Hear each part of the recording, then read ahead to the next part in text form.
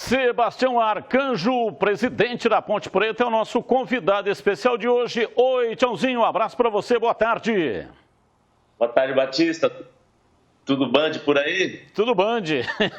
Por aqui tá tudo Band.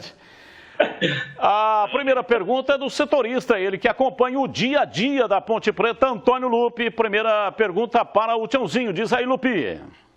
Obrigado, Batista. Agradeço também ao Sebastião Arcanjo, por destinar um pouquinho do seu tempo para conversar conosco aqui na tela da Band. Tiãozinho, eu acredito que a maior dificuldade que você teve desde quando assumiu a presidência da Ponte com a renúncia do Abdala foi a questão financeira, assim como várias gestões também tiveram muitas dificuldades. Me lembro em 2020, quando alguns jogadores eles realizaram uma greve, a gente até conversou com você, e você citou que a Ponte teve muita dificuldade por conta de uma ação na FIFA que acabou desorganizando financeiramente a Ponte Preta naquela ocasião. Em 2021, a Ponte também teve alguns problemas em relação a isso. Eu queria saber se o problema financeiro foi o maior desafio à frente da Ponte Preta e se em 2021 você também foi surpreendido com alguma dívida antiga que teve que ser quitada nesse seu mandato. Boa tarde. Boa tarde, Lupe. Boa tarde, Batista. Boa tarde, Tigrão. Deve estar por aí o CH, né? Estava brincando com o Lupe aqui no bastidores, que eu estava acalmando a minha cachorra aqui, que ela não é igual ao Tigrão, mas ela é um Tigrão, mas late pra caramba. Então, eu primeiro agradecer a pergunta do Lupe, que é uma oportunidade. Eu estou sentindo um pouco de microfonia, mas não sei se as pessoas estão me ouvindo bem aí no estúdio. Está ouvindo bem, Tiãozinho, pode falar. Legal. A pergunta é muito importante, porque acho que o 2020, desde o advento da pandemia, a maioria dos grandes clubes do Brasil, independente do seu tamanho, no Brasil e no mundo, enfrentaram diversos problemas com a paralisação da competição, ausência de clube no estádio, diminuição das suas receitas, patrocinadores, todo mundo renegociando o contrato. Então, nós enfrentamos um problema muito difícil. Eu lembro, Lupe, que eu dei uma entrevista, não me engano aqui, não falo a memória, em abril, aproximadamente, no início da pandemia, dizendo que nós tínhamos um fôlego financeiro até agosto para enfrentar os desafios de 2020 e que de agosto para frente nós enfrentaríamos algumas dificuldades. Naquela oportunidade, de fato, as dificuldades se apresentaram. E a principal delas é que nós tínhamos que tomar uma decisão importante naquele momento, em razão dessa punição da FIFA. Nós tínhamos que pagar em torno de R$1 milhão de multa à FIFA, e a decisão era pagar salário, pagar multa. Não pagar multa significava punição, inviabilização de contratações para a segunda etapa da Copa do Campeonato Brasileiro. E, ao mesmo tempo, o risco de perder 6 pontos na competição, o que inevitavelmente poderia levar o clube ao rebaixamento. Então, na nossa opinião, apesar de todo o desgaste que nós enfrentamos, a decisão mais correta foi fazer os pagamentos, atrasar os salários. Diria que nós deixamos de subir, salvo que a memória, por 3 pontos, nós não subimos em 2020, Foi uma campanha importante, ficamos uma boa parte da competição no G4, e no final a gente não conseguiu fazer, na minha opinião, ali uma transição com a saída do João Brigatti, a chegada do Marcelo, depois a entrada do Fábio Moreno. O time se reencontrou de novo na competição, e diria que nós perdemos a classificação em casa em razão de alguns resultados que nós não tivemos, sobretudo contra clubes que naquele momento não estavam bem na competição.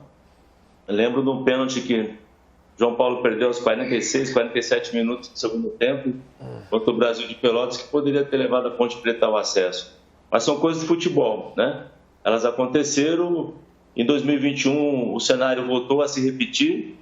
Na nossa avaliação, as pessoas que estão nos acompanhando, os telespectadores, o estúdio, os âncoras do programa, nós tivemos 2 problemas graves em 2021. O primeiro foi a saída precoce da Copa do Brasil.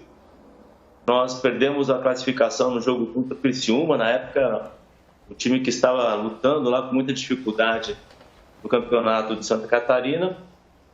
Nós perdemos aquela competição, perdemos um aporte de recursos. A avaliação nossa, nós poderíamos chegar a uma arrecadação de aproximadamente 7 a 8 milhões na Copa do Brasil, e essa arrecadação acabou não frustrando as nossas expectativas, Se a gente comparar a desclassificação da Ponte Preta e os outros clubes que conseguiram caminhar um pouco mais, o próprio Criciúma conseguiu resolver vários dos seus problemas, e o América, que surpreendeu a todos, conseguiu sustentar uma competição espetacular.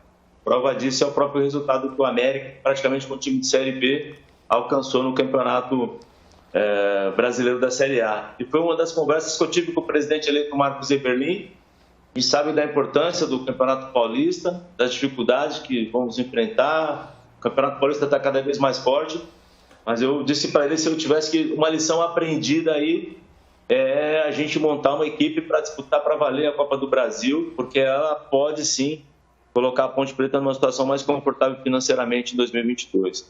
Obviamente, recebendo já alguns recursos de transações que nós fizemos em 21, ou que participamos indiretamente, é o caso do Emerson, é o caso de Claudinho, em que havia ali uma expectativa, um cenário de aportar no clube algo em torno de 11 a 12 milhões de reais com esses atletas, e acabou não se concretizando, porque tanto o Barcelona quanto o Tottenham, quanto o Zenit, esses clubes todos, ao fazer a transferência dos recursos para o Brasil,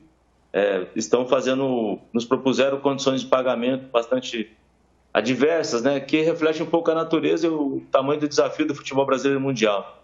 Então ninguém está pagando à vista, está todo mundo pagando em 4, 5 vezes essas pendências, e isso obviamente frustrou o nosso planejamento financeiro. Mas não diria que esse foi o único problema que nós enfrentamos e que levou a Ponte Preta a fazer, sobretudo no primeiro turno do Campeonato Brasileiro da Série B, uma campanha medíocre que desagradou a todos nós, né?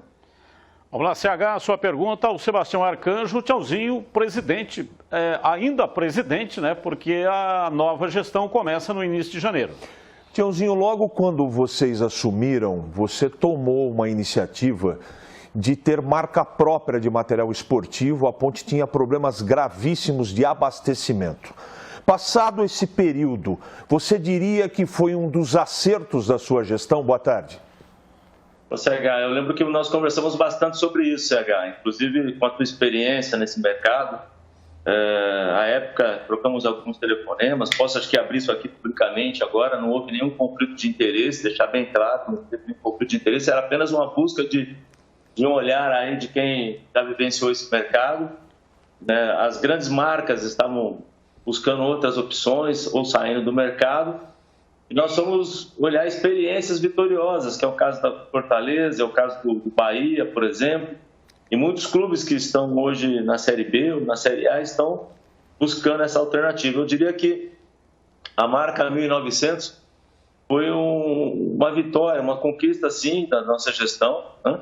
Ela já vinha sendo gestada ali, vou dizer que começou, o ponto de partida é que nós assumimos o campeonato, a gestão da Ponte Preta, e o nosso fornecedor sequer tinha uniformes para a Ponte Preta disputar o Campeonato Paulista. Então, um contrato que praticamente o fornecedor à época, que era a Topper, ditava toda a regra do jogo, desabasteceu o clube.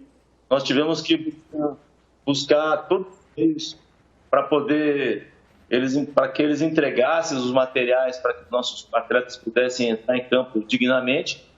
Nós aproveitamos, então, essa janela do Campeonato Paulista para buscar um novo fornecedor. A impressão que eu tenho é que a nossa torcida e os nossos atletas, principalmente os nossos atletas, estão bastante satisfeitos com a qualidade dos materiais que nós estamos recebendo, a flexibilidade que temos com o novo fornecedor, a loja da Ponte Preta, que todo mundo reclamava, que estava caindo aos pedaços, era uma coisa feia, que é uma loja bonita, né? É a mesma loja, quem administra a loja da Ponte Preta, administra, por exemplo, a loja do Santos, lá na Vila Belmiro, e tem uma experiência no mercado, e nós esperamos que agora, com o fim da pandemia, se Deus quiser, Oxalá nos proteja, né? A gente possa vender e atender também o nosso fornecedor do ponto de vista da expectativa do retorno para o negócio, uma vez que ele apostou na Ponte Preta, e nos parece que foi uma aposta acertada e que eu espero que continue. Há um contrato em vigor. Tenho conversado, feito uma transição tranquila com a equipe do Marcos Eberlin, muito serena, muito equilibrada, e nós esperamos que isso continue. A pergunta é a seguinte, primeiro agradecendo, né, o Tchauzinho de estar participando aí com a gente, e se ele que entrega agora, né, está terminando o ano aí, Ele entrega, a partir do dia 1º, a cadeira vai ter um outro ocupante, a cadeira da presidência. E se o Tiãozinho continua ainda exercendo alguma função na diretoria ou definitivamente passa a ser apenas um integrante do Conselho Deliberativo da Ponte. Tiãozinho, por favor. Ô Tigrão, pela oportunidade de falar contigo. Tigrão, a gente está no processo. Ontem nós tivemos reunião do Conselho Deliberativo da Ponte Preta. Como eu disse anteriormente, ao responder a pergunta do CH, né, sobre o fornecimento de equipamentos, materiais, loja esportiva, marca, eu tenho conversado muito com o presidente Eberlin. A minha experiência, Tigrão, profissional, nesses processos de transição, indica que o melhor caminho a seguir é permitir que o presidente eleito tenha total liberdade, né, para implementar a tua gestão, o seu jeito de fazer as coisas, né? E muitas vezes a figura do ex-presidente ali pode criar algum incômodo, algum desconforto. Então eu quero deixar o presidente Marcos Eberlin muito, mas muito à vontade para ele tomar a decisão que ele considerar mais acertada, tá certo? Eu sempre que puder vou ajudar a Ponte Preta, independente do lugar que eu esteja na direção, fora da direção, já fiz isso muitas vezes, né? Já fiquei períodos sem nenhuma função diretiva na Ponte Preta e nem por isso deixei de acompanhar o clube e ajudá-lo. Na época que o Berlim era vice-presidente, diretor de futebol, né, eu vivi de perto aquela crise lá com aquele time do Abelão, viajei com o time, era uma das poucas pessoas que não era da diretoria, e viajei com o time, daquela luta que nós tivemos lá atrás, conseguimos escapar. Enfim, então a relação é boa, mas eu tenho que deixar ele à vontade para tomar a decisão. Se você perguntar para mim, você tem alguma pretensão? Zero, não tenho nenhuma pretensão de estar na direção, de estar ajudando. Agora quero passar a minha experiência, o que eu vivenciei nesse último período, ajudar no enfrentamento da crise da Ponte Preta. Para fazer isso eu não preciso de estar na direção da Ponte Preta. Algumas pessoas têm feito sondagens se eu poderia estar ajudando, representando a Ponte Preta ali junto à CBF, junto à Federação Paulista, em outros jogos do futebol, em razão do trânsito, do relacionamento que eu construí com os 40 clubes da Série A e da Série B nesses últimos anos, que eu venci muito essas dificuldades, atuei muito junto ao Congresso Nacional para resolver essas questões relacionadas à pandemia, medidas provisórias, projeto de lei, questões que envolvem futebol. Tem muita coisa para acontecer no futebol nos próximos anos, tem muita coisa mesmo. Então, apesar das dificuldades que nós passamos, Tigrão, o rebaixamento para nós, outro dia eu comentei com você, acho que uma das últimas vezes que nós conversamos pessoalmente, falei, Tigrão, a Ponte não pode cair por duas razões. O futebol vai passar por uma transformação profunda. Não é nem... A questão financeira é fundamental. Agora, um time na Série B não vai apitar nada nas mudanças que vão acontecer no futebol brasileiro e mundial nos próximos anos. E a Ponte Preta precisa estar alicerçada para fazer essa transição também. Já disse que esse modelo que nós temos é um modelo que ele está se esgotando, né? Daqui a pouco ele não para mais em pé. Nós vamos continuar vivendo crises e crises e crises ao longo dos próximos anos, né? E portanto, a gente precisa pensar, definir o que a Ponte Preta para o futuro, né? Agradecer ao Sebastião Arcanjo, presidente da Ponte, muito obrigado e um feliz 2022 aí com saúde, que é o mais importante, tá bom, Tchauzinho?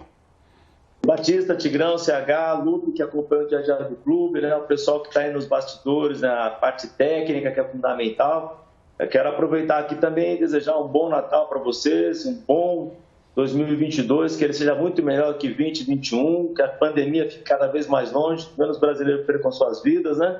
E que a gente possa entrar com tudo aí, encarar e vencer os próximos desafios. Dá um abraço a todos que estão nos acompanhando, independentemente do time do teu coração, para que a gente possa ter um país mais alegre, com menos emprego, com mais renda, que a gente possa voltar a sorrir de novo, né? Como é a característica do nosso povo brasileiro. Um grande abraço, Batista!